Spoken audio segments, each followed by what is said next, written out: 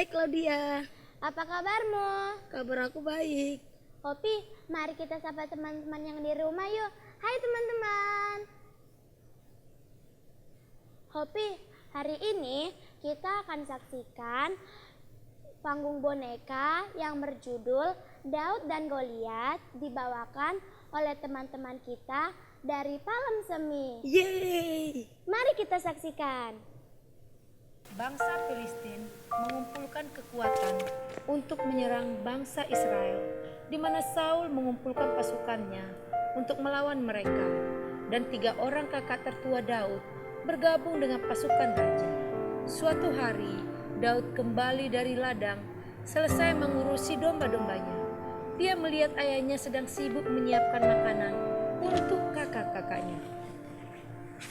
Daud, tolong roti ini kamu kirim buat kakak-kakak kamu yang sedang di medan perang. Baik ayah, saya akan kirimkan dan segera berangkat. Tetapi apa kabar terakhir dari medan peperangan? Kabar tidak baik dan saya khawatir karena ada seorang raksasa sedang berperang lagi bangsa Filistin. Seluruh bangsa Israel takut menghadapi termasuk Raja Saul. Daud pun pergi ke medan peperangan untuk mengirimkan makanan untuk kakak-kakaknya. Setibanya di sana, Daud heran sebab semua prajurit ketakutan. Apa yang sedang terjadi? Mengapa semua orang ketakutan? Apa yang sedang terjadi? Dengarkanlah suara raksasa itu. Tidak ada yang berani melawannya sebab dia sangat kuat. Mengapa kalian repot-repot untuk berperang? Kirimkan saja seorang yang berani bertarung melawan. Mendapatkan hadiah bertarung melawan aku. Bila ia membunuhku, maka seluruh bangsa Filistin akan meletakkan senjatanya dan menjadi budak kalian. Tetapi jika aku yang membunuhnya, kalian yang akan menjadi budak kami. Siapakah orang Filistin itu? Berani sekali dia menghina prajurit pilihan Tuhan. Dia adalah Goliat. Goliat terlalu sombong. Dia pikir siapa dirinya? Apakah dia lebih kuat dari Tuhan kita? Kamu tahu, raja berkata bahwa siapa saja yang dapat mengalahkannya akan mendapat hadiah yang besar, putri Raja Saul, dan yang terbaik lagi adalah ia tidak perlu lagi membayar pajak selamanya, tetapi tidak ada yang berani mengalahkan Goliat. Apakah tidak ada satu orang prajurit pun yang bisa dan berani melawannya? Elia, kakak tertua Daud, marah kepada Daud karena Daud datang yang seharusnya menjaga domba-dombanya. Elia ini merasa iri kepada Daud sejak Nabi Samuel memilih dia daripada dirinya. Akhirnya dia menunjukkan kemarahannya kepada Daud.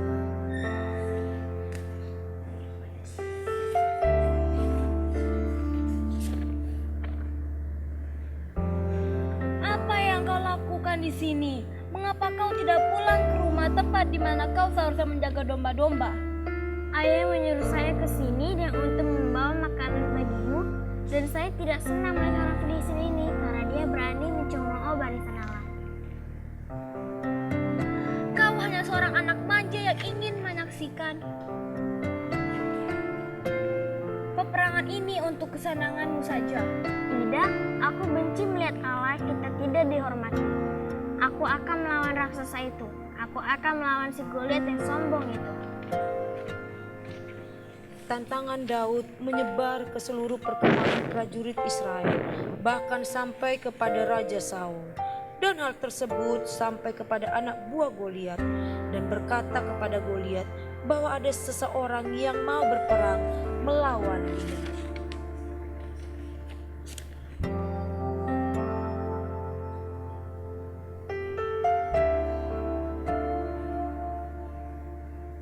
Goliat adalah seorang yang mau berperang, tetapi dia adalah seorang gembala, seorang remaja yang belum terlatih. Gembala masih remaja lagi.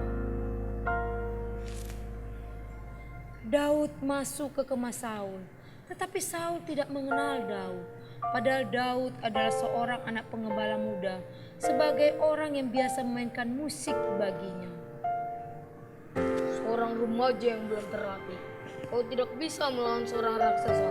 Ia adalah seorang prajurit yang luar biasa. Aku seorang gembala. Aku telah membunuh beruang dan singa untuk melindungi domba-dombaku. Tuhan adalah gembala kita. Maka Tuhan akan menolong aku membunuh bangsa Filistin ini untuk melindungi bangsa kita. Berbicara dengan keberanian dan iman. Pergilah dan Tuhan menyertaimu. Dan pakailah pakaian perangku untuk melindungi dari raksasa itu. Tidak, aku tidak akan memakai pakaian itu. Lagi pula rencanaku bukanlah untuk mempertahankan diri, melainkan untuk menyerang. Aku hanya butuh beberapa batu untuk mengalih-alih aku. Maka Daud pergi ke tepi sungai untuk mengambil 5 batu yang licin dan ditaruhnya di kantung gembalanya. Akhirnya mereka bertarung di medan perang. Goliat tertawa melihat lawannya. Hahaha. Apa kau kira aku ini seekor binatang yang bisa kau usir dengan tongkat dan batu-batu itu? Akan aku berikan dagingmu kepada binatang-binatang liar. Kau datang dengan tombak, pedang, dan lembing, tapi aku datang di dalam nama Tuhan semesta alam, Allah segala barisan Israel yang kau tentang itu. Hahaha. Maju, coba kalahkan aku. Hari ini juga Tuhan akan menyerahkan engkau ke dalam tanganku, dan aku akan mengalahkan engkau dan memenggal kepalamu dari tubuhmu. Apa? Aku sendiri akan membunuhmu supaya kamu tidak bisa berkata-kata lagi. Goliat maju melawan Daud sambil tertawa menghina dengan apa yang akan dilakukan oleh Daud. Tetapi akhirnya dengan pengalih-alihnya, dengan hati-hati Daud membiarkan batu itu terbang dan akhirnya kena ke dahi Goliat dan akhirnya Goliat terbunuh. Daud berlari ke arah Goliat dan mengambil pedangnya, lalu mengangkatnya sebagai tanda kemenangan, kemudian memenggal kepala Goliat. Biarlah setiap orang tahu bahwa Allah kita tidak membutuhkan senjata buatan manusia. Peperangan ini milik Tuhan, dan Ia telah menyerahkan bangsa Filistin kepada kita. Ya Tuhan, tolonglah hamba ini.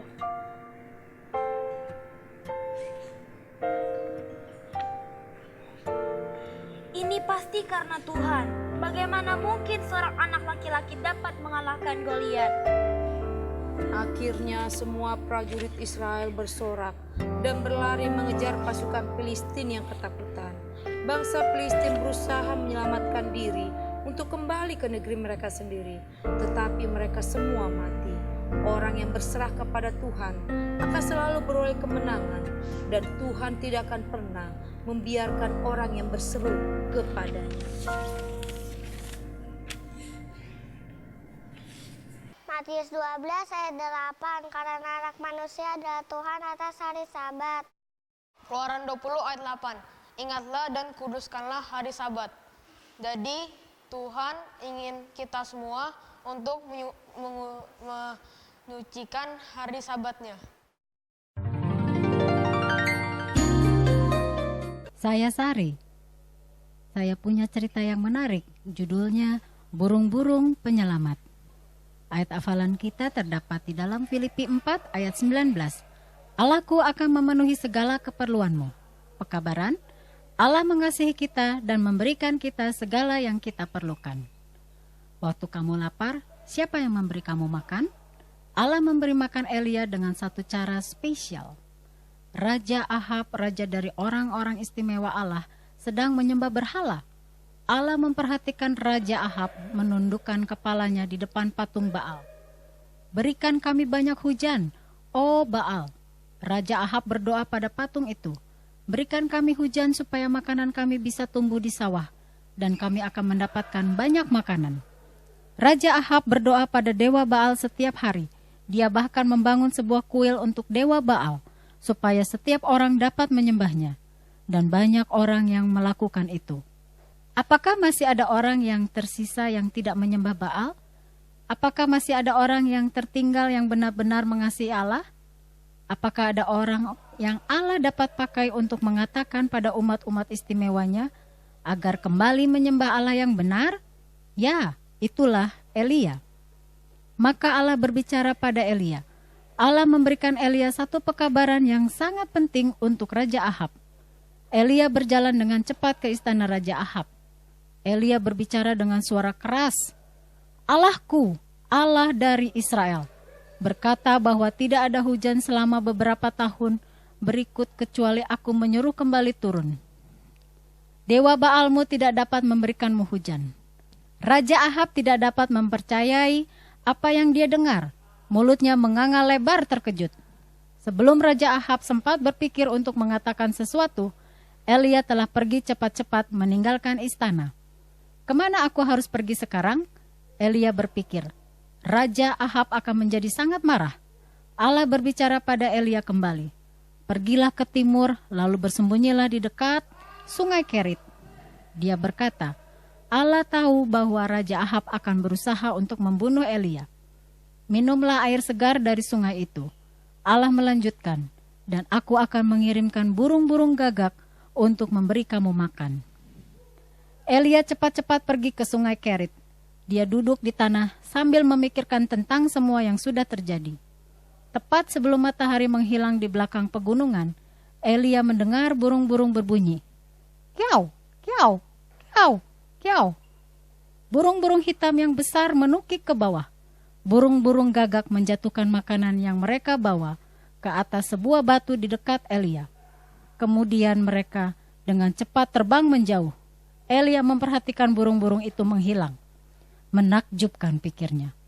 Waktu Allah berkata, Dia akan mengirimkan burung-burung gagak untuk memelihara aku, Dia memang bermaksud melakukannya. Elia menundukkan kepalanya, lalu berterima kasih pada Allah. Dia duduk di atas batu itu lalu mengambil makan malamnya. Kemudian dia menatap langit ke arah burung-burung gagak tadi telah terbang. Allah telah menepati janjinya. Allah selalu menepati janji-janjinya.